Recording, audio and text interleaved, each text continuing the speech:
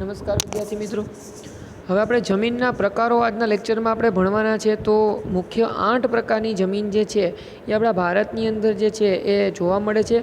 હાલમાં ભારતીય કૃષિ સંશોધન પરિષદ બરાબર છે જે છે ICAR એના દ્વારા ભારતની જમીનને 8 પ્રકારમાં વહેંચવામાં આવી છે. બરાબર છે મિત્રો. તો 8 પ્રકારની જમીન જે છે એ કઈ કઈ છે અને કેવી રીતના જે છે એ ઉપયોગી છે આપણે જોઈએ. તો જે પૈકી પર્વતીય જમીન, જંગલ પ્રકારની જમીન જે બંને જે છે એ ક્ષેત્રની અંદર જુદી જુદી ઊંચાઈએ જોવા મળતી હોય છે. બાકીના નામ જે છે આપણે લાસ્ટ લેક્ચરમાં જોયા. હવે આપણે 1 બાય 1 એ જમીન છે એને ભણશું. સૌથી પહેલાં જમીન છે કાપની જમીન. આ પ્રકારની જમીન ભારતના કુલ ક્ષેત્રફળના, અંડરલાઇન કરજો, લગભગ 43% ક્ષેત્રમાં ફેલાયેલી છે. મિત્રો, આ બહુ જ અગત્યનું છે. જમીનનો પ્રકાર વારંવાર એક્ઝામની અંદર પૂછાયેલો પ્રશ્ન છે. એ કાપની જમીન વિશે માહિતી આપો. બરાબર છે. અથવા તો અલગ રીતે પણ પૂછે છે, બીજી રીતે કે ભાઈ કપાસની જમીન જે છે, કાળી જમીન જે છે એ પણ ઇમ્પોર્ટન્ટ છે, એ પૂછાય છે. એવી રીતના જે 2-3 જમીન છે એને વારંવાર પૂછેલી છે. તેવી રીતના કાપની જમીન પણ એના માટે ઇમ્પોર્ટન્ટ છે એક ક્વેશ્ચન તરીકે. મિત્રો, તો ખાસ આને સમજો. જે વસ્તુ અંડરલાઇન કરવાની આવે અંડરલાઇન કરતા જાજો. આ પ્રકારની જમીન ભારતના કુલ ક્ષેત્રફળમાં લગભગ 43% વિસ્તારમાં જોવા મળે છે. પૂર્વમાં વાત કરીએ તો બ્રહ્મપુત્ર ખીણથી શરૂ કરી અને પશ્ચિમમાં સતલુજ નદી સુધી. પૂર્વમાં બ્રહ્મપુત્ર નદીની ખીણનો પ્રદેશ જે છે ત્યાંથી મિત્રો જે છે એ પશ્ચિમ તરફ જે છે સતલુજ નદી, એટલે વિચાર કરો કે પૂર્વથી પશ્ચિમ સુધી ફેલાયેલી છે આ જમીન. એ સુધી એનું ઉત્તર ભારતનું મેદાન જે આપણે આખું કહીએ છીએ, ફળદ્રુપ મેદાન જેને આપણે કહીએ છીએ, એ આ કાંપથી રચાયેલું છે. દક્ષિણ ભારતમાં વાત કરીએ તો નર્મદા, તાપી, મહા, ગોદાવરી, કૃષ્ણા અને કાવેરી એના ખીણ પ્રદેશમાં, અને તે પૈકી મહાનદી, ગોદાવરી, કૃષ્ણા અને કાવેરી નદી જે છે એના મુખ ત્રિકોણ પ્રદેશમાં આ પ્રકારની જમીન આપણને જોવા મળે છે. એટલે મિત્રો, ઉપર ઉત્તરમાંય અને નીચે દક્ષિણમાંય બંને જગ્યાએ કાંપની જમીન છે એ જોવા તો મળે જ છે. ત્યાર પછીની વાત કરીએ કાંપની જમીન નિર્માણ. નદીઓ દ્વારા નિક્ષેપિત કાંપને આભારી છે. કાંપની જમીનનું નિર્માણ કઈ રીતે થયું? તો કે ભાઈ, નદીઓની અંદર જે નિક્ષેપણ થાય પાણીની સાથે, ફળદ્રુપ કણો, પથ્થરમાંથી ધોવાઈ અને આવતા પથ્થરના છૂટા પડેલા કણો, અને એ સિવાયની જે કાંઈ બધી વસ્તુઓ જે છે એ તણાઈને આવતી હોય પાણીની સાથે, તો એ નિક્ષેપણના કારણે જે છે આ જમીનનું નિર્માણ થયું છે.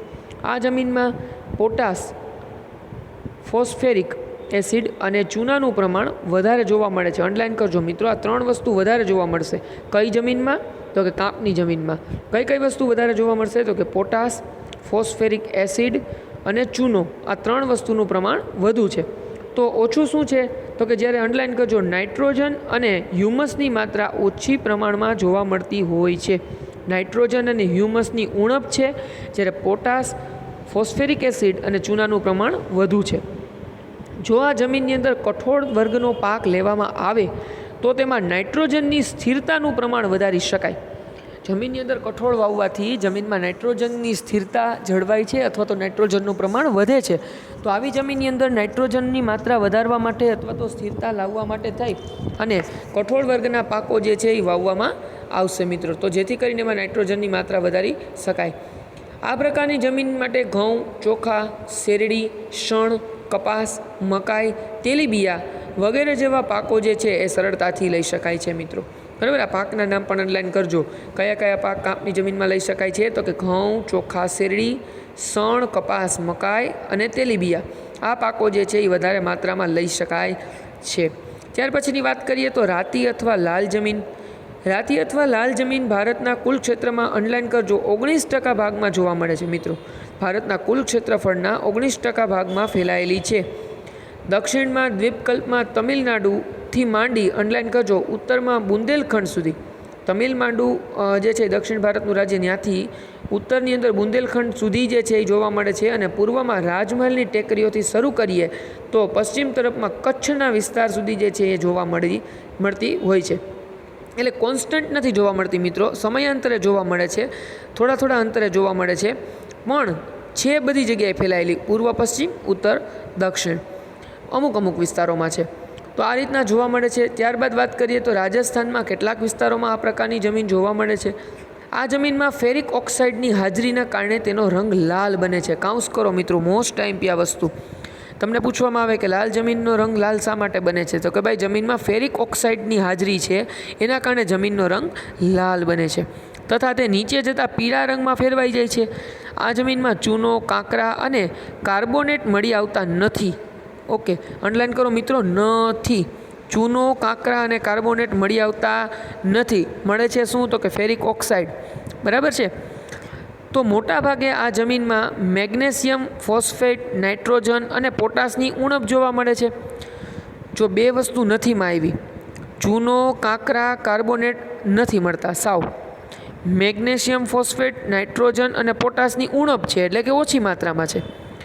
આ પ્રકારની જમીનની અંદર બાજરી, કપાસ, ઘઉં, જુવાર, અળસી, મગફળી, બટાટા વગેરે જેવા પાક લેવામાં આવે છે. મિત્રો આટલા પાક આમાં ઇઝીલી ઉગી શકશે, જેમાં કપાસ, ઘઉં, જુવાર, અળસી, મગફળી, બટેટા અને વગેરે પ્રકારના પાક લઈ શકાશે. ત્યાર પછીની વાત કરીએ તો કાળી જમીન તમારા માટે મોસ્ટ એમપી છે મિત્રો. કાળી અથવા રેગુર જમીન તરીકે ઓળખાતી જમીન, અને આપણે કાળી જમીન પણ કહેશું, રેગુર જમીન પણ કહેશું અને કપાસની જમીન પણ કહેશું. તો આ જમીન ભારતના કુલ ક્ષેત્રફળમાં લગભગ અંડરલાઇન કરજો 15% વિસ્તારમાં જોવા મળે છે મિત્રો. કેટલા ટકામાં? 15%. જો આ પ્રશ્ન ઘણીવાર આવી રીતના ફેરવીને પૂછાય છે કે રેગુર જમીન વિશે માહિતી આપો. હવે આપણને યાદ ના હોય કે કાળી જમીન છે એનું જ બીજું નામ રેગુર જમીન છે, તો પ્રશ્નનો જવાબ આપણને આવડતો હોવા છતાંય આપણો જવાબ કેવો પડે? ખોટો પડે. તો ખાસ કરી અને એના નામ છે એ ત્રણે યાદ રાખજો મિત્રો. કાળી જમીન પૂછાય, રેગુર જમીન પૂછાય કે કપાસની જમીન પૂછાય, એનો આન્સર આવશે કેવો આવશે? સેમ ટુ સેમ આવશે. બરાબર છે. ત્રણેય એક જ પ્રશ્નના અલગ અલગ રીતે બતાવેલા પૂછાયેલા જે છે એ પ્રશ્નો છે મિત્રો. તો આ જમીનનો ઉદ્ભવ કેવી રીતના? તો કે દખ્ખણના લાવાના પથરાવાના કારણે, દક્ષિણની અંદર જે લાવારસ છે એ પથરાયેલો છે, એમાંથી આ જમીનનું નિર્માણ થયું છે. ક્યાં જોવા મળે છે આ જમીન? તો કે સમગ્ર મહારાષ્ટ્ર, આખા મહારાષ્ટ્રમાં, પશ્ચિમ મધ્યપ્રદેશ, આંધ્રપ્રદેશ અને કર્ણાટકનો કેટલોક ભાગ. ઓકે, કઈ જગ્યાએ જોવા મળશે? તો કે સમગ્ર મહારાષ્ટ્ર, પશ્ચિમ મધ્યપ્રદેશ, બરાબર છે, એટલે મધ્યપ્રદેશની પશ્ચિમ તરફ, આંધ્રપ્રદેશની અંદર અને કર્ણાટકના અમુક વિભાગોમાં જોવા મળશે. તો આ રીતના જે છે આ જગ્યાએ આ પ્રકારની જમીન જોવા મળે છે. ગુજરાતની વાત કરીએ તો ગુજરાતમાં સુરત, ભરૂચ, નર્મદા, વડોદરા, તાપી, ડાંગ. કઈ જગ્યાએ? સુરત, ભરૂચ, નર્મદા, વડોદરા, તાપી, ડાંગ વગેરે જિલ્લાની જમીનમાં આ પ્રકાર જે છે એ જોવા મળતો હોય છે. આ જમીનના નિર્માણ, લાવાઈ ખડકો અને આબોહવાની ભૂમિકા મુખ્ય છે મિત્રો. આ જમીનનું જે નિર્માણ થયું એમાં મુખ્ય વસ્તુ કઈ છે? તો કે લાવાઈ ખડકો અને આબોહવા. આપણે પહેલાં જ વાત થઈ કે આબોહવા જે છે એક સરખી હોય તો અલગ અલગ જમીનના પ્રકાર સરખા કરી દે, અને એક સરખી જમીન ઉપર આબોહવા અલગ અલગ હોય તો એના જમીનના પ્રકાર અલગ કરી દે છે. એટલે આબોહવા બહુ મહત્ત્વનું અહીંયા જે છે એ પરિબળ ગણાશે. ચલો આમાં જોવા શું મળશે? તો કે લોહ, ચૂનો, કેલ્શિયમ, પોટાશ, એલ્યુમિનિયમ અને મેગ્નેશિયમ કાર્બોનેટનું પ્રમાણ વધારે જોવા મળે છે. તેથી આ જમીનની ફળદ્રુપતા કેવી ગણાય છે? તો કે સારી ગણાય છે મિત્રો. બરાબર. ઉપર જણાવેલા તત્વો વધારે હોવાથી કાળી જમીન જે છે એની ઉત્પાદન ક્ષમતા વધુ છે. આ જમીનની અંદર ભેજ સંગ્રહણ શક્તિ ઘણી વધારે હોય છે. અંડરલાઇન કરો મોસ્ટ આઈએમપી. કઈ જમીનની ભેજ સંગ્રહણ શક્તિ ખૂબ વધારે જોવા મળે છે? તો કાળી જમીન, રેગુર જમીન અથવા તો કપાસની જમીન. મિત્રો જ્યારે ભેજ સુકાઈ જાય ત્યારે તેમાં ફાટા કે તિરાડો પડી જતી જોવા મળતી હોય છે. આ પ્રકારની જમીન કપાસ, અળસી, સરસવ, મગફળી, તમાકુ, અડદ વગેરે જેવા કઠોળ વર્ગના પાકો પણ અહીં લઈ શકાય છે. કપાસના પાક માટે વિશેષ અનુકૂળ હોવાથી આ જમીન કપાસની જમીન તરીકે પણ ઓળખીતી છે. મિત્રો કાળી જમીનની અંદર કપાસ મોટી માત્રામાં ઉત્પાદિત થઈ શકે એના માટેના અનુકૂળ સંજોગો વધુ છે, એટલા માટે એને કપાસની કાળી જમીન પણ કહેવામાં આવે છે મિત્રો. ત્યાર પછીની વાત કરીએ ચોથું, તો લેટેરાઇટ કે પડખાઉ જમીન. આ જમીનનું નામ લેટિન ભાષાના શબ્દ લેટર એટલે કે ઈંટ પરથી પડ્યું છે. તેનો લાલ રંગ લો ઓક્સાઇડના કારણે થયો છે. હવે અંડરલાઇન કરજો મિત્રો, લો ઓક્સાઇડના કારણે. ચલો લાતી કે લાલ જમીન હતી એમાં ફેરિક ઓક્સાઇડના કારણે એનો કલર લાલ હતો, જ્યારે આની અંદર લો ઓક્સાઇડના કારણે એનો કલર લાલ છે. એક માર્કમાં આવું ફેરવીને પૂછાય તો આપણને આવડવું જોઈએ મિત્રો, ભૂલ ન પડે એનું ખાસ ધ્યાન રાખવું. આ જમીન ભીની થાય ત્યારે માખણ જેવી મુલાયમ અને સુકાય ત્યારે સખત બની જતી હોય છે. સૂકી અને ભેજવાળી આબોહવાના પરિવર્તનથી અને સિલિકામય પદાર્થોના નિવારણથી તેનું નિર્માણ થયું છે. ભારતીય દ્વીપકલ્પીય ઉચ્ચ પ્રદેશના ઊંચાણવાળા ભાગોમાં વિકસિત થયેલી જોવા મળતી હોય છે. આ પ્રકારની જમીન મુખ્યત્વે લોહ તત્વ, પોટાશ અને એલ્યુમિનિયમનું પ્રમાણ અહીં વધુ જોવા મળે છે.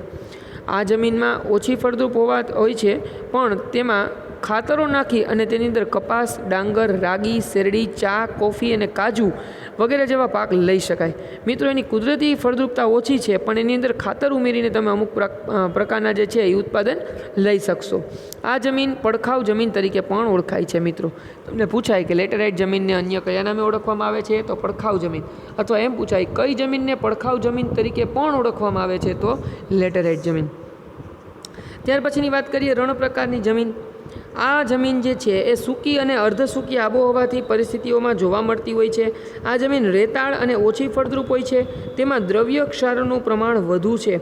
આ પ્રકારની જમીન રાજસ્થાન, અંડરલાઇન કરજો, હરિયાણા અને દક્ષિણ પંજાબના કેટલાક વિસ્તારોમાં જોવા મળે છે. મિત્રો, ગુજરાતમાં આ પ્રકારની જમીન જોવા મળે છે. કઈ જગ્યાએ? તો કે કચ્છ અને ઉત્તર ગુજરાતની અંદર. અંડરલાઇન કરજો, ગુજરાતની અંદર કચ્છમાં અને ઉત્તર ગુજરાતમાં રણ પ્રકારની જમીન જોવા મળે છે. સૌરાષ્ટ્રના કેટલાક વિસ્તારોમાં પણ અહીં આવેલી છે. અંડરલાઇન કરજો. સિંચાઈની સુવિધાઓથી તેમાં બાજરી અને જુવાર જેવા પાક લઈ શકાય. શ્રમજીવીના પાકો જે કહેવાય છે જુવાર અને બાજરી, મિત્રો, એ જે જગ્યાએ સિંચાઈની સગવડ હોય અને જમીન જે છે એ રણ પ્રકારની હોય તો પણ એની અંદર સિંચાઈની સગવડોના કારણે તમે આ પાક ઉત્પાદન લઈ શકશો. ત્યાર પછીની વાત કરીએ તો કે પર્વતીય જમીન. આ જમીન હિમાલયની ખીણો અને ઢોળાવોના ક્ષેત્રોની અંદર 27,000 મીટરથી 3,000 મીટર સુધીની ઊંચાઈ ઉપર જોવા મળે છે. અંડરલાઇન કરજો, 27,000થી 3,000. તેનું સ્તર પાતળું અને અપરિપક્વ હોય છે. અસમ, દાર્જિલિંગ, ઉત્તરાખંડ, હિમાચલ પ્રદેશ અને કાશ્મીરમાં આવેલી જોવા મળતી હોય છે. હિમાલયના સામાન્ય ઊંચાઈના ભાગોમાં દેવદાર, ચીડ અને પાઇનના વૃક્ષોના વિસ્તારમાં આ પ્રકારની જમીન જોવા મળે છે. ત્યાર પછીની વાત કરીએ મિત્રો તો જંગલ પ્રકારની જમીન. આ પ્રકારની જમીન હિમાલયના શંકુદ્રુમ જંગલોમાં, જ્યાં શંકુ આકારના વૃક્ષો થાય છે, ત્યાં 3,000 મીટરથી 3100 મીટરની ઊંચાઈ ઉપર જોવા મળતી હોય છે. મિત્રો, તથા સહ્યાદ્રી, પૂર્વઘાટ અને મધ્ય હિમાલયમાં તરાઈના ક્ષેત્રોમાં પણ આ જમીન જોવા મળે છે. વૃક્ષોના ખરેલા પાંદડાઓને ભૂસપાટી ઉપર ઢંકાયેલી રહે છે અને તે પાંદડા સડવાથી સેન્દ્રિય દ્રવ્યોનું પ્રમાણ વધવાથી જમીનનો ઉપરનો ભાગ જે છે એ કાળો બની જાય છે. મિત્રો, બરાબર છે. જ્યાં વૃક્ષોના પાંદડા ખડે એનું વિઘટન થાય અને એના પરિણામે જમીનનો ઉપરનો કલર કાળો થઈ જાય છે. જે જમીન તળમાં નીચે તરફ જતાં ભૂરા કે લાલ રંગમાં પરિવર્તિત થઈ જાય છે. આ જમીનની અંદર ચા, કોફી, તેજાના ઉપરાંત ઘઉં, મકાઈ, જવ અને ડાંગર વગેરે જેવા પાકો લઈ શકાય છે. આ જમીન અત્યંત મર્યાદિત ક્ષેત્રમાં જોવા મળે છે. મિત્રો, ખૂબ ઓછી જગ્યાએ આ જમીન જોવા મળતી હોય છે. કઈ? તો કે જંગલ પ્રકારની જમીન. ત્યારબાદ જમીનનો પ્રકાર છે દલદલ કે પીટ પ્રકારની જમીન. આ પ્રકારની જમીન ભેજવાળા વિસ્તારોમાં જૈવિક પદાર્થોના સંચયનથી વિકસે છે. વર્ષા ઋતુ દરમિયાન આ જમીન પાણીમાં ડૂબેલી હોય છે અને આ પાણી અવશોષાતા, એટલે કે એ પાણી જ્યારે જમીનમાં ઉતરી જાય, શોષાઈ જાય છે, ઓસરી જાય છે, ત્યારે જૈવિક પદાર્થોના સિંચાઈથી વિકસિત પામેલી આ જમીન જે છે તેમાં ડાંગની અને ખેતીની જે છે એ ડાંગરની ખેતી અહીં કરી શકાય છે. બરાબર છે. ડાંગરની ખેતી અહીં કરી શકાય છે. તો મિત્રો, અહીંયા ચોખાનું ઉત્પાદન થશે કારણ કે જમીનની અંદર ભેજનું પ્રમાણ વધુ છે. આ જમીનની અંદર જૈવિક પદાર્થો અને ક્ષારોની બહુલતા, જૈવિક વસ્તુઓ વધારે છે અને ક્ષારનું પ્રમાણ વધુ છે. જ્યારે ફોસ્ફેટ અને પોટાશની અલ્પતા, એટલે ફોસ્ફેટ અને પોટાશનું પ્રમાણ ઓછું જોવા મળે છે. આવી જમીન ઓડિશામાં, પશ્ચિમ બંગાળમાં, તમિલનાડુના કિનારાના ભાગોની અંદર, ઉત્તર બિહારનો મધ્ય ભાગ અને ઉત્તરાખંડ, અલમોડા જિલ્લો, અંડરલાઇન કરજો, ખાસ ઉત્તરાખંડની અંદર અલમોડા જિલ્લામાં જોવા મળે છે. તો આ જમીનનું ક્ષેત્ર જે અત્યંત મર્યાદિત વ્યાપ ધરાવે છે. મિત્રો, જેમ જંગલ પ્રકારની જમીન પણ ઓછી જગ્યામાં જોવા મળે છે, એમ આ જમીન પણ બહુ જે છે મર્યાદિત વિસ્તારોમાં જોવા મળતી હોય છે. મિત્રો, તો અહીં તમારા જમીનના 8 પ્રકાર જે છે એ પૂરા થાય છે. મિત્રો, હવે પછીના લેક્ચરની અંદર આપણે જમીનના સંરક્ષણ, એના જે છે ધોવાણને બધું અટકાવવા માટેના કેવા ઉપાયો કરી શકીએ એ વિશેની ચર્ચા આપણે કરીશું. 8 પ્રકાર તમે ખાસ વાંચજો. મિત્રો, એમાં ખાસ કરી અને કાળી જમીન, કાપની જમીન, જે છે બે પ્રકારો અને લેટેરાઇટ પડખાઉ જમીન જેવા પ્રકારો જે છે એ મોસ્ટ ટાઈમ બી છે એ વ્યવસ્થિત રીતે એક વખત રીડ કરજો. અને જે છે એ એક વખત મોઢે શક્ય હોય તો એ જમીનની એક શોર્ટ નોટ ટાઈપનું અથવા તો ક્વેશ્ચન ટાઈપનું જે છે એ બનાવી એનો આન્સર પોઈન્ટ ટુ પોઈન્ટ મોઢે લખવાનો પ્રયત્ન કરજો. આની અંદર આપણે ટેક્સ્ટ બુકના જ વર્ડ યુઝ કરવા પડશે મિત્રો. બેઠે બેઠી ટેક્સ્ટ બુકની લેંગ્વેજ જ આપણે પાકી કરવાની છે. આમાં મૌલિકતા વાપરવાની નથી આવતી, બરાબર છે, કારણ કે નકર ભૂલ થવાની શક્યતા વધી જશે મિત્રો. ઓકે, તો અમુક વર્ડ છે એ ચાલશે, બાકી બને ત્યાં સુધી ટેક્સ્ટ બુકની લેંગ્વેજમાંનો આન્સર લખવાનો પ્રયત્ન કરો અને વ્યવસ્થિત એને રીડ કરીને એને તૈયાર કરી લેજો. હવે પછીના લેક્ચરમાં આપણે આગળનો પોર્શન છે એ આગળ વધારશું.